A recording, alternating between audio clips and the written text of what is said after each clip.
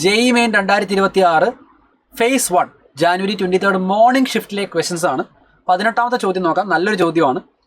Compound P undergo the following sequence of reactions and finally a product is formed.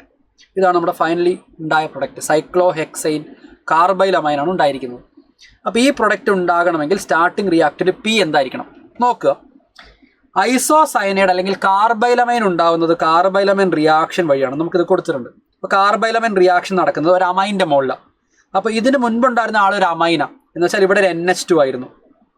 KOH and Br2 അമൈനിൻ്റെ കേസിൽ KOH and Br2 apply ചെയ്യുന്നത് Hoffman bromide degradation റിയാക്ഷനാണ്. എന്ന് വെച്ചാൽ ഈ Q എന്ന് പറയുന്ന ആളൊരു amide ആയിരുന്നു. Q must be an amide.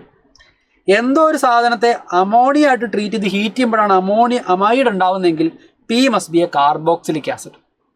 P ഒരു കാർബോക്സിലിക് ആസിഡ് ആയിരിക്കണം. ഇവിടെ ഒരു കാർബോക്സിലിക് ആസിഡ് ഉണ്ട്, ഇവിടെ ഒരു കാർബോക്സിലിക് ആസിഡ് ഉണ്ട്. നോക്കുക, ഈ കാണുന്ന നൈട്രജൻ ഇപ്പുറത്തേക്ക് ഹോഫ്മാൻ ബ്രോമൈഡ് ഡീഗ്രഡേഷൻ അപ്ലൈ ചെയ്യുന്നതുകൊണ്ട് ഒരു കാർബൺ എക്സ്ട്രാ ഉണ്ടായാൽ മതി. Let start with answer option 2 as our right answer. നമുക്ക് വേണമെങ്കിൽ ചെയ്ത് നോക്കാം, വർക്കൗട്ട് ചെയ്ത് നോക്കാം. സോ സൈക്ലോഹെക്സൈൻ കാർബോക്സിലിക് ആസിഡ് വെച്ച് നമ്മൾ സ്റ്റാർട്ട് ചെയ്യുന്നു. നമ്മൾ NH3 ആയിട്ട് ട്രീറ്റ് ചെയ്ത് ഹീറ്റ് ചെയ്യുന്ന സമയത്ത് it will be converted to cyclohexane ആണ്, ബെൻസീൻ അല്ല, സോറി.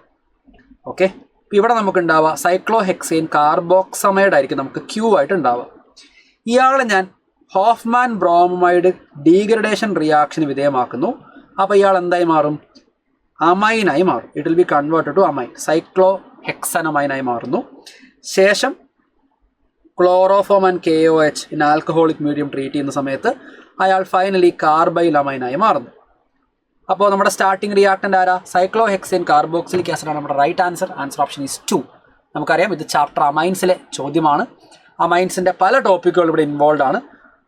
അമൈനിൻ്റെ പ്രിപ്പറേഷൻ വരുന്നുണ്ട്, കാർബോക്സിലിക് ആസിഡിനെ അമോണിയ ആയിട്ട് ട്രീറ്റ് ചെയ്ത് അമൈഡ് ആക്കുന്ന കാര്യം വരുന്നുണ്ട്. ഇങ്ങനെയുള്ള എല്ലാ കാര്യങ്ങളും വരുന്നുണ്ട്. So the right answer is option 2 here.